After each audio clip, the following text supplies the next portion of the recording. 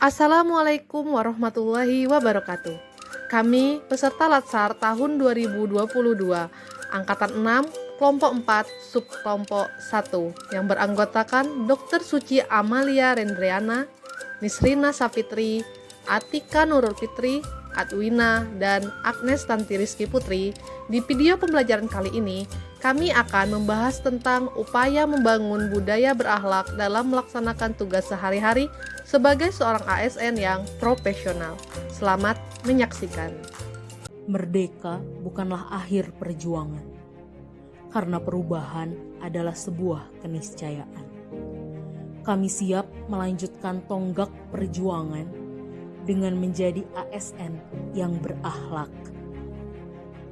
Core values berakhlak berperan sebagai panduan berpikir, bertutur, dan berperilaku seluruh ASN di Indonesia.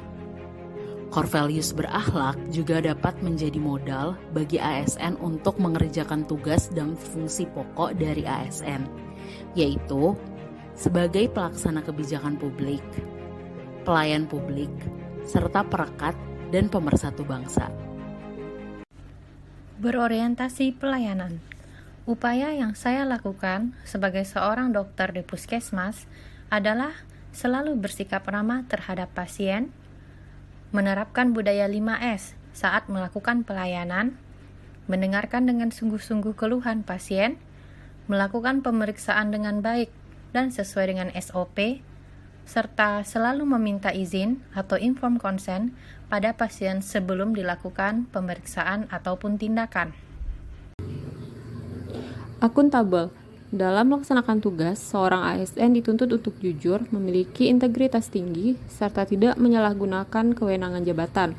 Salah satu contohnya adalah dengan menolak berbagai bentuk suap dan gratifikasi, karena suap dan gratifikasi dapat merusak independensi kita serta menimbulkan adanya konflik of interest. Baiklah, poin ketiga dari berakhlak berikutnya yaitu kompeten. Seperti yang terlihat dalam video ini bahwa saya sebagai pekerja sosial ahli pertama di Dinas Sosial Kota Pangkal Pinang perlu untuk terus meningkatkan kompetensi saya melalui berbagai kegiatan seperti pelatihan, seminar maupun webinar seperti yang terlihat dalam video ini. Di dalam video ini saya sedang mengikuti salah satu webinar yang berkaitan dengan pekerja sosial dan juga penyuluh sosial. Hal ini saya lakukan agar dapat menjadi penunjang dalam saya melakukan tugas saya sehari-hari. Poin berikutnya dari nilai berakhlak yaitu harmonis. Saya selaku pegawai di Dinas Pemberdayaan Perempuan, Pelindungan Anak, dan Keluarga Berencana Kota Pangkal Pinang, dalam nilai harmonis ini kami saling peduli dan menghargai satu sama lain. Menciptakan suasana kerja yang nyaman, menjalin hubungan yang baik antar rekan kerja dan atasan, menghargai pendapat rekan kerja, serta bekerja secara profesional tanpa melibatkan masalah pribadi.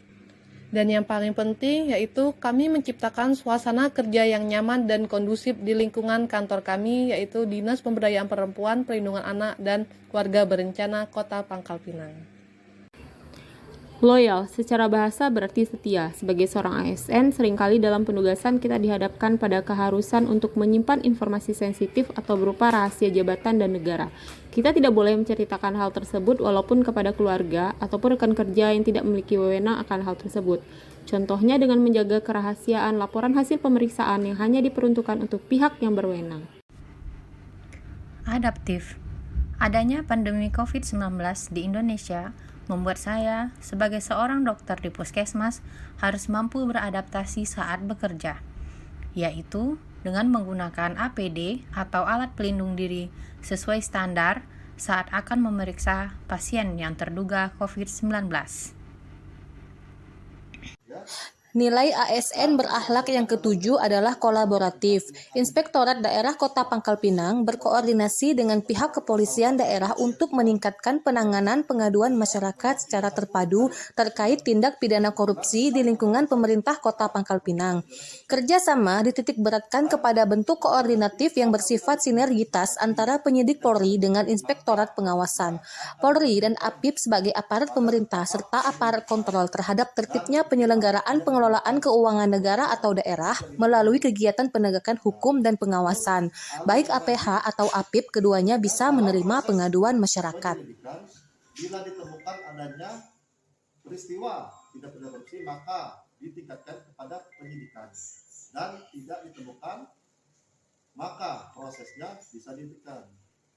Ya, jadi kalau udah. Demikian video pembelajaran pada kali ini. Terima kasih dan sampai ketemu lagi pada video pembelajaran berikutnya. See you next time. Bye bye. Wassalamualaikum warahmatullahi wabarakatuh.